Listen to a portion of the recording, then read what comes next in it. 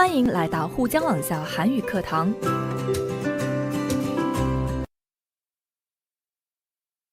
안녕하세요, 여러분. 신선생님입니다. 여러분, 오늘은 8과의 두 번째 단원을 공부해 보겠습니다. 두 번째 단원은 돈을 모으는 방법에 대한 것입니다. 돈을 많이 모을 수 있는 좋은 방법은 뭘까요? 저도 알고 싶은데요. 돈을 모으는 방법에 대한 구체적인 이야기는 대화 부분에서 해보고요. 오늘은 먼저 문법을 공부해 보겠습니다.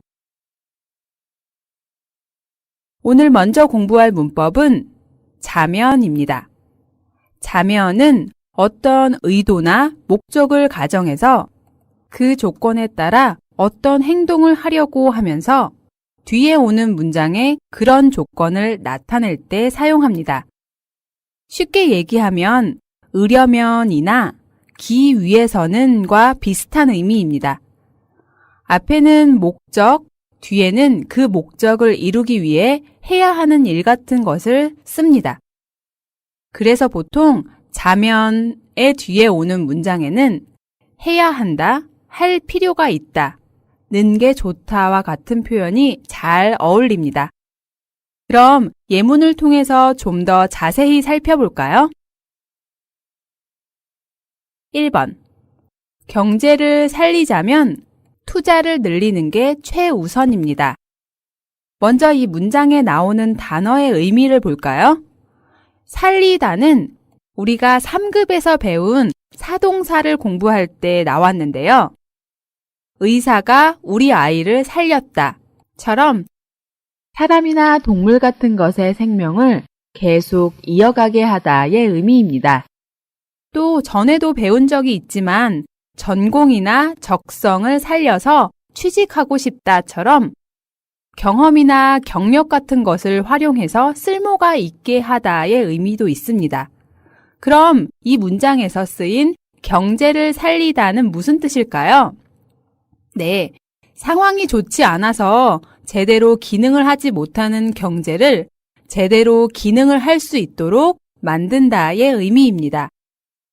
죽어가는 사람을 살리는 것처럼 좋지 않은 경제 상황을 좀 더 나아지도록 바꾼다는 의미겠죠? 여기서는 투자를 늘리다, 투자를 더 많이 한다는 의미입니다. 그리고 최우선이다는 가장 우선이 되다, 가장 먼저 해야 하는 일이다의 의미입니다. 그럼 이제 문법 부분을 살펴볼까요? 경제를 살리자면 투자를 늘리는 게 최우선이라고 했는데 경제를 살리려면 투자를 더 많이 하는 것이 가장 먼저 해야 할 일이라는 의미죠.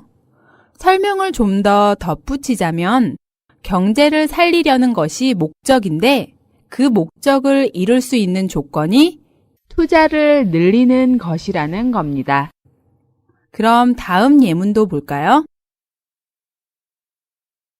2번. 이런 불경기에 기업이 살아남자면 기업인과 노동자 모두의 노력이 필요하다.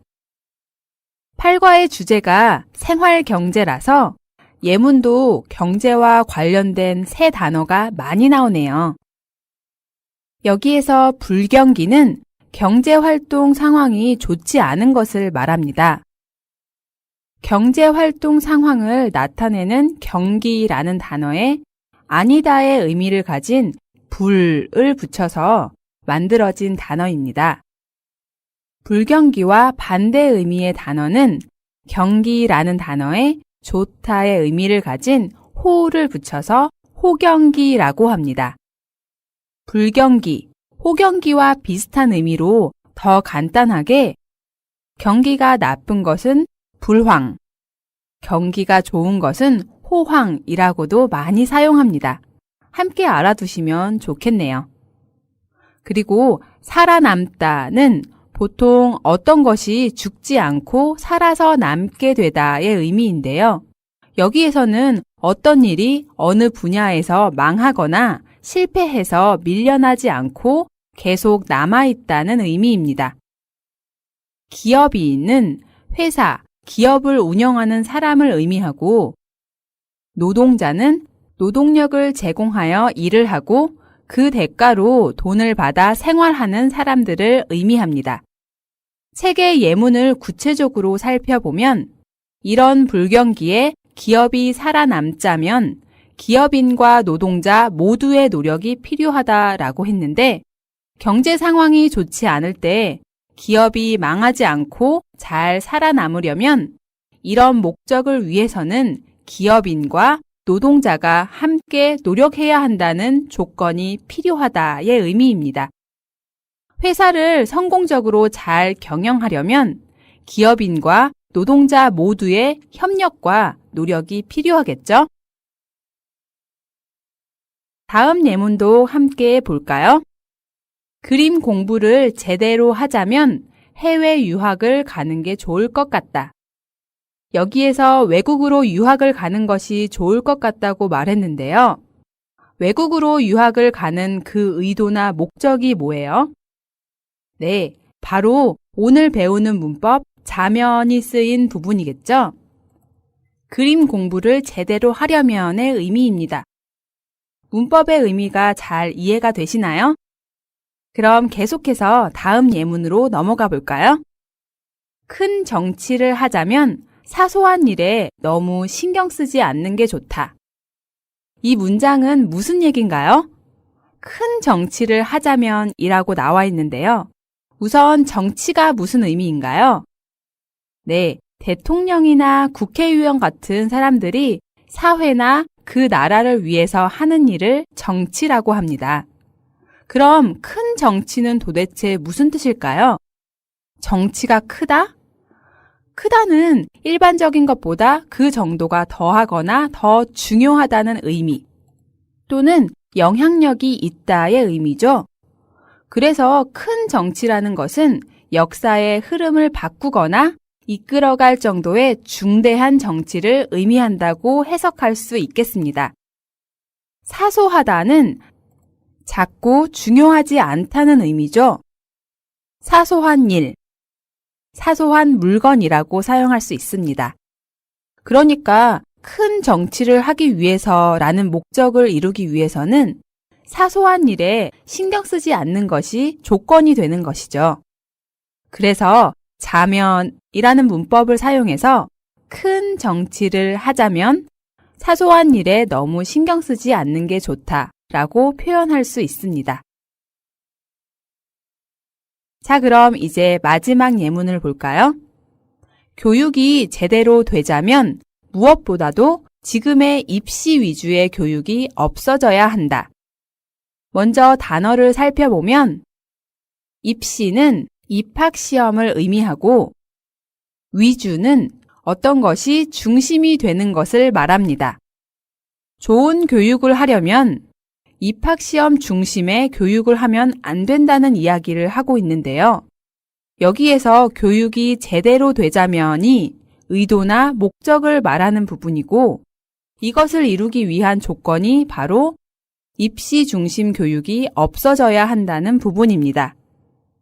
물론 이 문장도 교육이 제대로 되려면 교육이 제대로 되기 위해서는 이라고 바꾸어서 써도 그 의미는 큰 차이가 없습니다. 별로 어렵지 않은 문법이죠? 그럼 이제 자면을 활용한 연습을 같이 해볼까요? 책 302쪽을 보세요. 다음은 여러 사람의 희망입니다.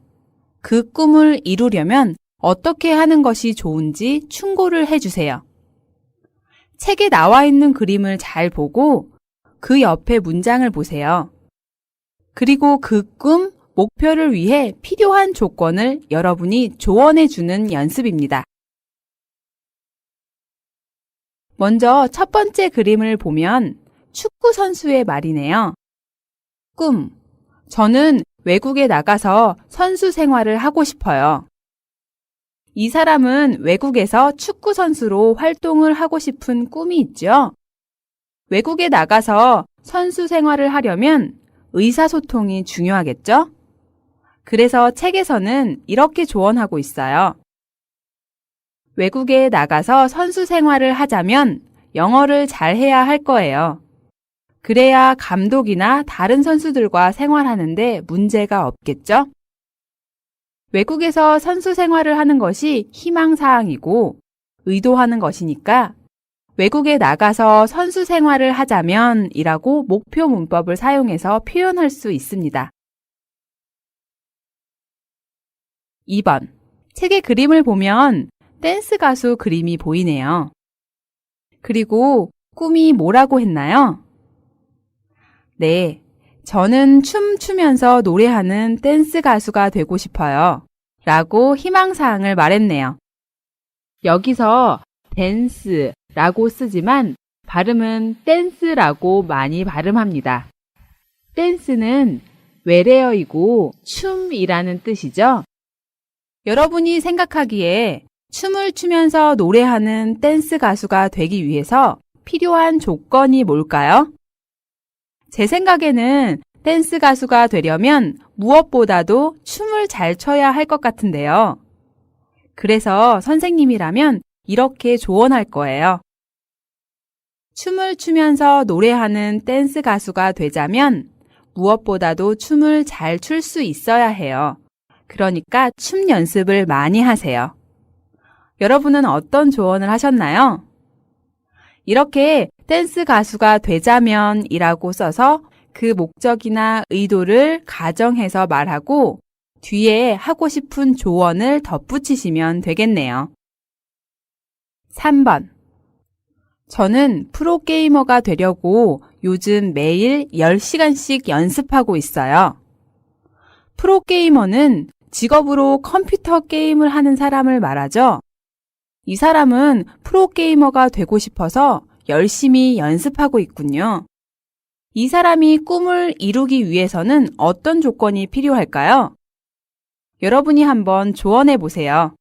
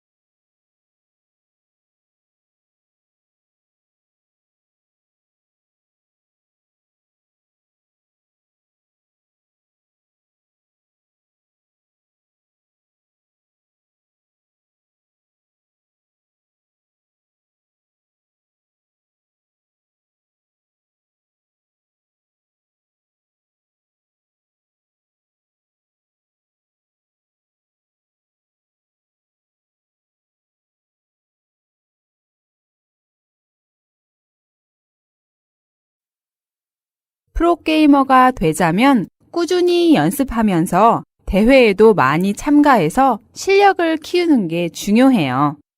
이렇게 조언할 수 있겠습니다. 프로게이머가 되려면의 의미로 자면을 활용해서 프로게이머가 되자면이라고 사용했고, 그 뒤에 여러분이 하고 싶은 조언을 덧붙이시면 됩니다. 다음 그림도 볼까요? 4번. 이 사람은 큰 회사의 사장이 되는 것이 꿈인가 봐요. 저는 앞으로 삼성 같은 대기업을 경영하는 사업가가 되고 싶어요. 라고 했네요. 한국에서 삼성이나 현대같이 자본금과 시설, 사원의 수나 규모가 아주 큰 기업을 대기업이라고 하지요. 이 사람은 이렇게 큰 회사를 직접 경영하는 사업가가 되는 것이 꿈이라고 했습니다. 그럼 이런 큰 기업을 경영하는 사업가가 되기 위해서는 어떤 조건이 필요할까요? 대기업을 경영하는 사업가가 되자면 기업 경영에 대한 전문 지식뿐만 아니라 주변에 자신을 도와줄 능력 있고 믿을 만한 사람을 많이 얻는 게 중요하다고 생각해요. 그러니까 좋은 인재를 많이 얻을 수 있는 능력을 키워야 해요.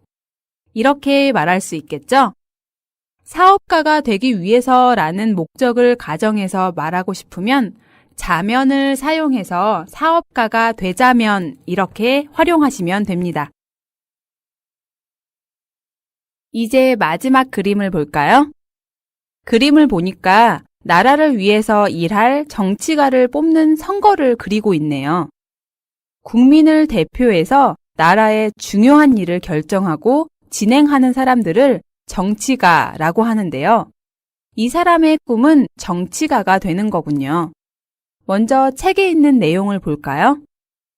저는 정치가가 되려고 하는데 사람들이 힘들 거라고들 해요. 라고 했네요. 물론 정치가가 되는 것은 쉽지 않겠죠? 여러분은 정치가가 되려면 무엇이 필요하다고 조언해주고 싶어요? 먼저 선생님이 예로 만든 문장을 함께 볼까요? 정치가가 되자면 무엇보다도 많은 사람들의 마음과 믿음을 얻는 능력이 필요합니다. 그래서 이런 리더십을 키우도록 노력해야 합니다. 정치가가 되기 위한 조건으로 사람들의 마음, 믿음을 얻는 능력을 말했는데요. 정치가가 되기 위해서라는 의미로 목적을 가정해서 표현하기 위해 정치가가 되자면이라고 썼습니다. 오늘 단원의 첫 번째 문법 연습은 여기에서 마치겠습니다. 여러분도 한국어를 잘 하자면 매일매일 꾸준히 공부해야 한다는 걸 잊지 마세요. 자, 그럼 두 번째 문법을 보겠습니다. 두 번째 문법은 대로입니다. 대로는 보통 명사 은는, 명사 대로의 형태로 써서 그것과 따로따로 구별되어 다른 특성이 있음을 나타내는 조사입니다. 이게 무슨 뜻일까요? 예문을 보면 좀 더 쉽게 이해가 될 거예요. 먼저 1번 예문입니다. 종이는 종이대로, 병은 병대로 따로따로 버려야 한다. 이 문장은 쓰레기 재활용을 위해 쓰레기를 버릴 때 어떻게 해야 하는지 그 규칙을 말하는 거죠. 종이는 종이만 따로 모아서, 그리고 병은 병만 따로 모아서 이 두 가지를 함께 섞지 말고 따로따로 구별해서 버려야 한다는 의미입니다. 위에 문법 설명에서 얘기한 것처럼 명사 은는 명사대로의 형태로 사용했죠. 다음 예문입니다. 아이들은 아이들대로, 부모들은 부모들대로 따로 식사를 한 후 만나기로 했다. 아이들과 부모들이 함께 식사를 하는 것이 아니라 따로따로 나누어서 각자 식사를 하기로 했다는 의미입니다. 그러면서 아이들과 부모들이 따로따로 나뉘어 어떤 행동을 하기로 했음을 표현하기 위해서 아이들은 아이들대로, 부모들은 부모들대로라고 사용했습니다. 다음 예문입니다.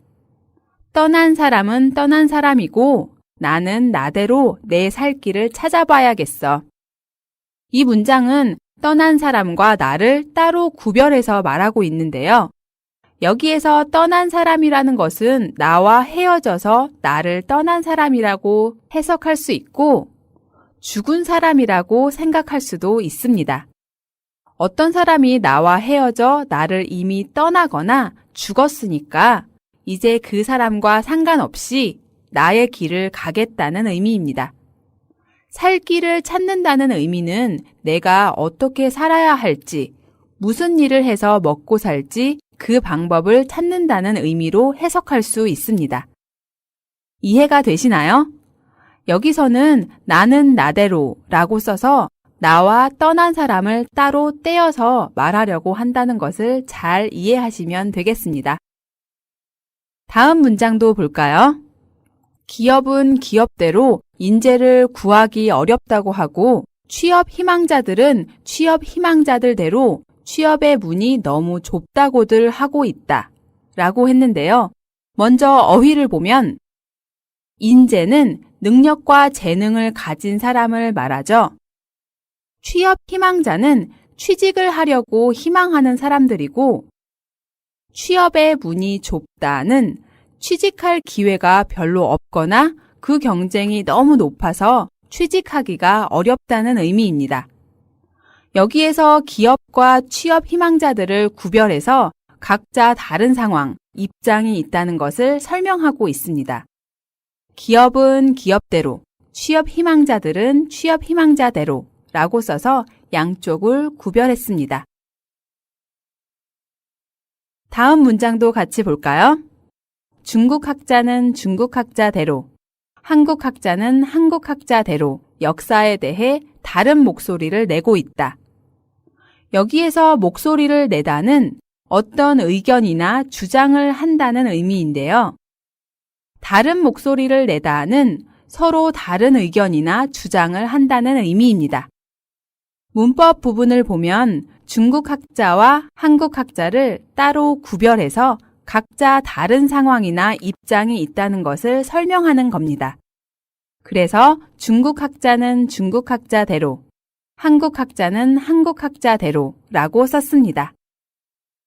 오늘 배운 대로 문법은 전에 배운 적이 있는 는대로와 형태가 비슷하죠? 는대로는 집에 도착하는 대로 연락해 주세요처럼 동사와 함께 써서 어떤 상태나 행동이 나타나는 그 즉시 바로라는 의미를 가진 문법인데요. 기억하시나요? 오늘 배운 대로와 의미의 차이가 있으니까 여러분이 잘 정리해 두시기 바랍니다. 자, 그럼 이제 책 303쪽 연습 문제를 같이 확인해 볼까요? 다음은 인터넷 블로그의 상담실입니다. 적당한 답글을 달아주세요. 인터넷 경제 관련 블로그에 올라온 문제 상담글을 읽고 여러분이 그에 대한 조언을 해주는 건데요. 조언을 해주는 답글에 오늘 배운 문법을 잘 활용하시면 됩니다. 먼저 1번, 뿔난 엄마. 남편이 주식 투자를 했다가 주가가 떨어져서 손해를 많이 봤어요. 너무 화가 나서 남편이랑 싸웠는데 그 후로 남편이 저한테 말을 안 해요. 뿔난 엄마는 화가 많이 난 엄마의 의미인데요. 이 사람이 블로그에 올린 글의 내용을 다시 볼까요? 남편이 주식에 돈을 많이 썼나 봐요. 주식은 주식회사의 자본이 되는 것을 말하는데 사람들이 이런 회사의 주식을 사거나 팔아서 돈을 벌려고 주식에 투자를 많이 해요.